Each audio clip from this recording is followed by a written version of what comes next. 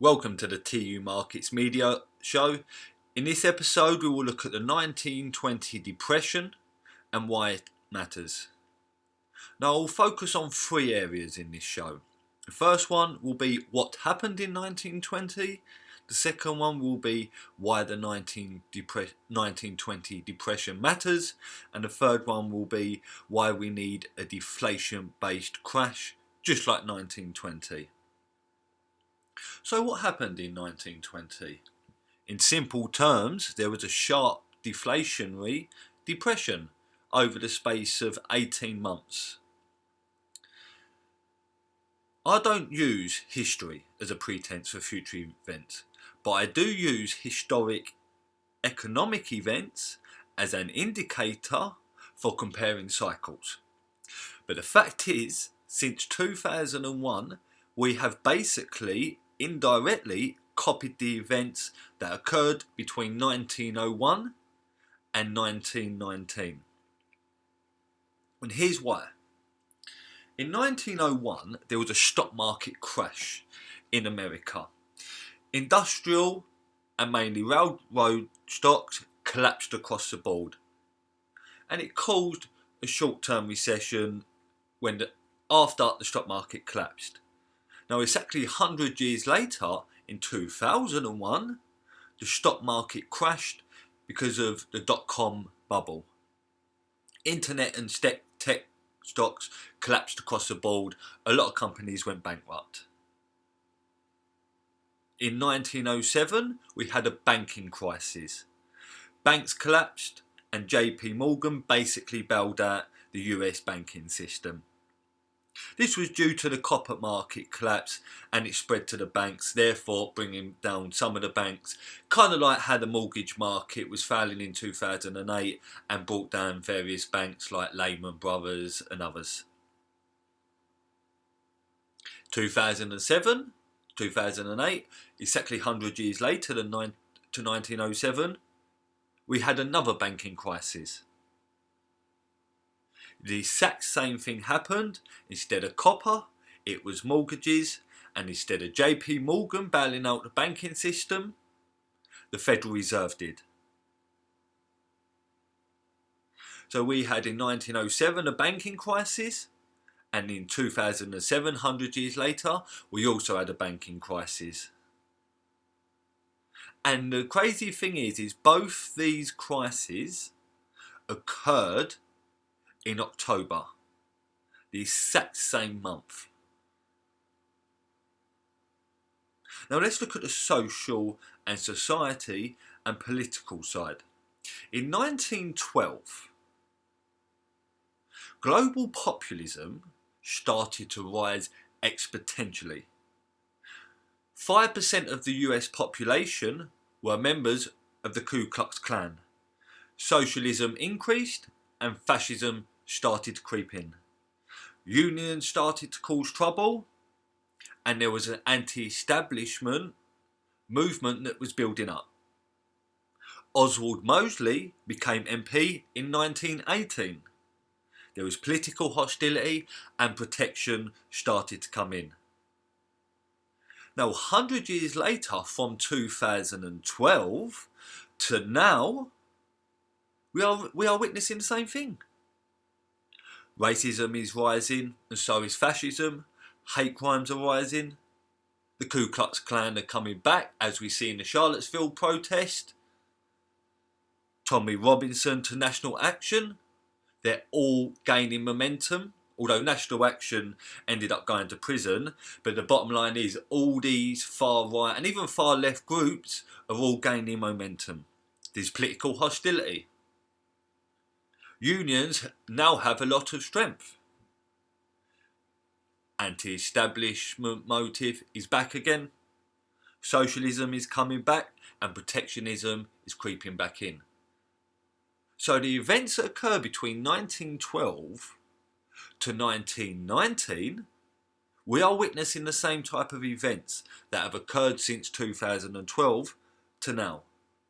So from 1901 to 1919, economically, social and politically, we are basically repeating the events, just in a modern form.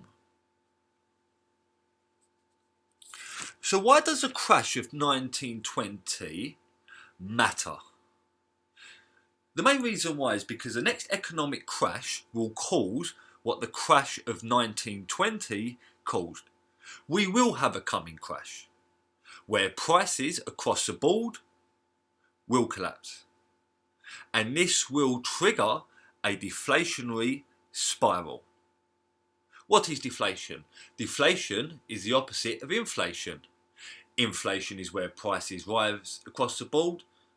So let's say that living costs and the prices of products, food, holidays, cars, they all rise on average 1% a year, then the inflation rate and the CPI 1%. But in deflation, that means prices fall, living costs fall. So if there's a deflation rate at 1%, that means that living costs have fallen 1% on average for products, energy, bills, rent, homes, you name it. In a deflation period, they all fall in prices. Prices across the board do collapse in a deflationary depression or a recession. The prices for services, energy prices, food prices, home and rent prices, and product prices. These all fall big time in value. In 1921, the deflation rate in the United Kingdom was 10%.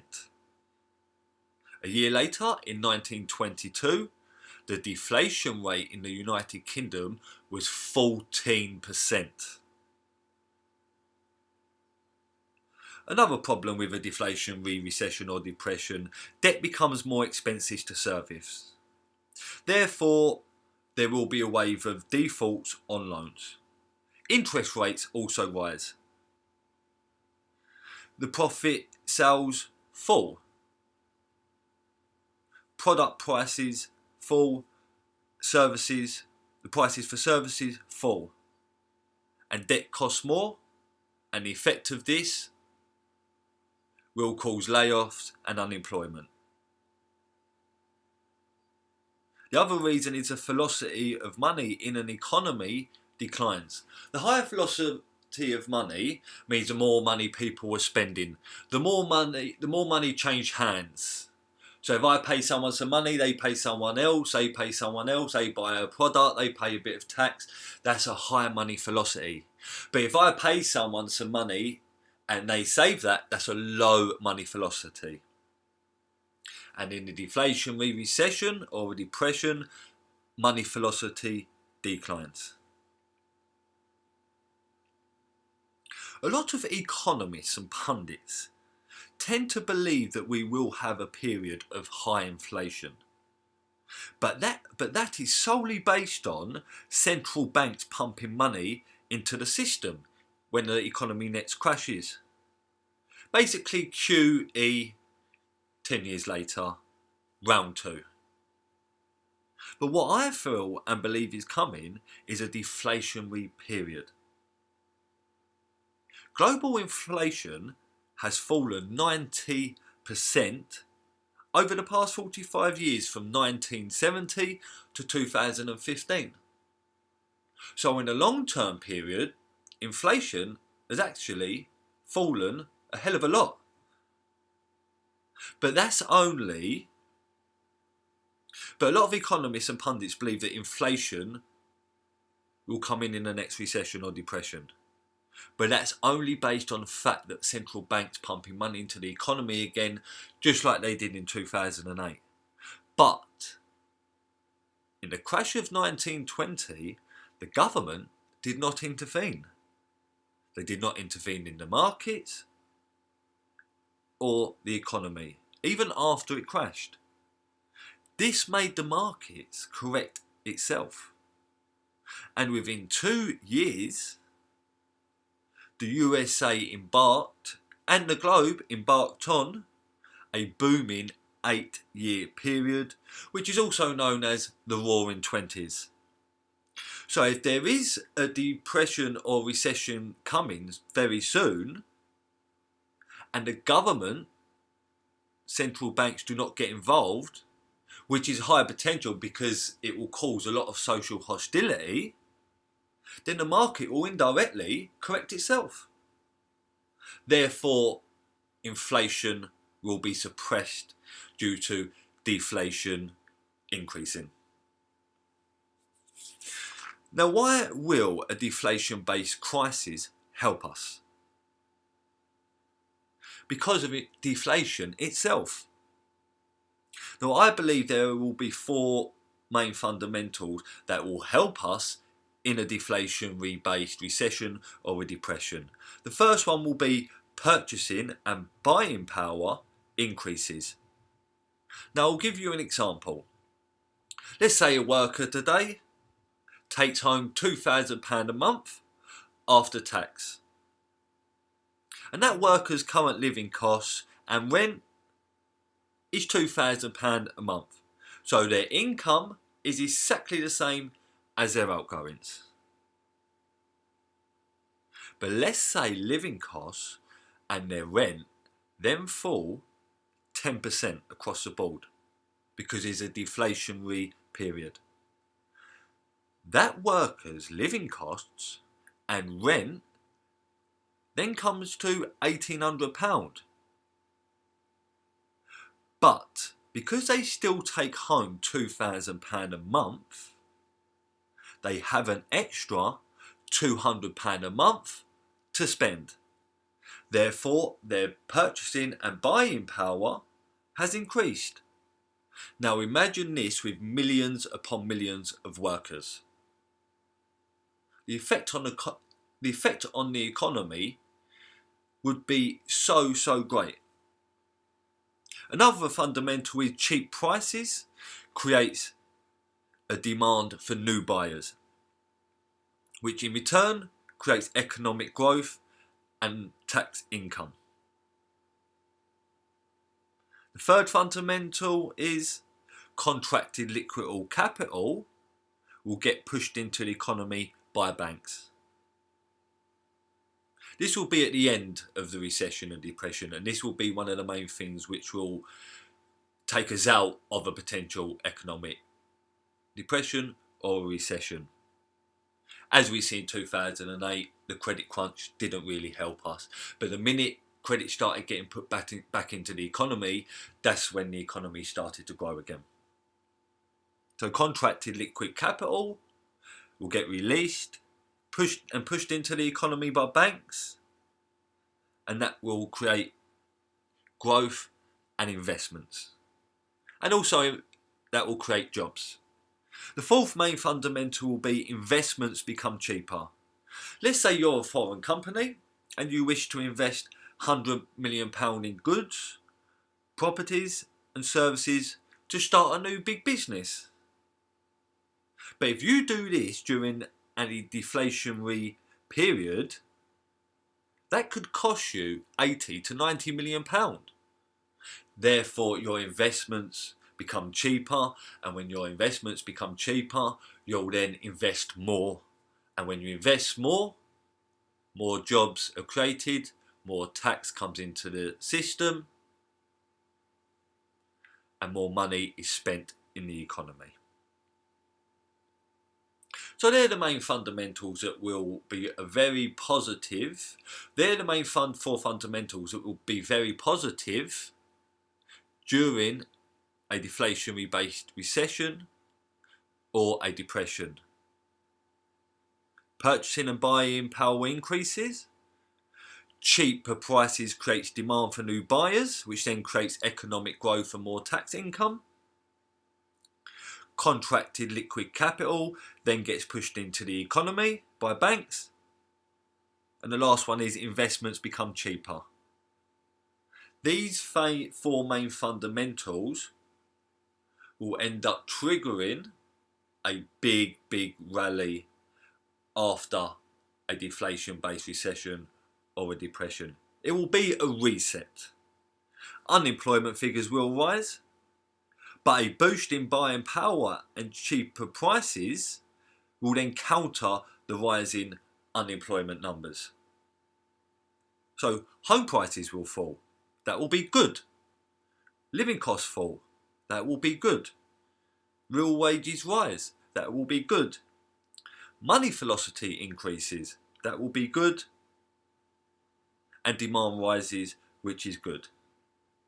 And this is why we need a deflationary based recession or a short depression. Prices collapse short term. There will be a bit of pain, yes. But long term, there will be a big boom and a rally within the economy. I am in no doubt that the Roaring Twenties during 1920 and 1930 was caused by the crash of 1920. The deflationary period and the cheap prices and the boost in real wages triggered the 1920s boom. So let's hope the next crash causes the Roaring Twenties round 2 just 100 years later. So, as we can see, from 1901 to 1990, a lot of the economic, social and political events have been repeated since 2001 to the present. The 1920 crash matters because it was a deflation-based crash, and it's very, very probable that we will enter a deflation-based period when the economy next goes on to a downturn. And the deflation-based crisis will help us because cheaper prices, living costs fall, real wages rise, and demand rises. So do focus on the events that happened between 1901 and 1919, not just economically, but politically as well. And also focus on the 1920 crash. There's not a lot of research or analysis out there based upon the 1920 crash. But there are various books and there are various writings and articles, and there is a bit of research analysis that is based on the 1920 crash. So do have a look at it, and there's a very, very good book by an author called James Grant.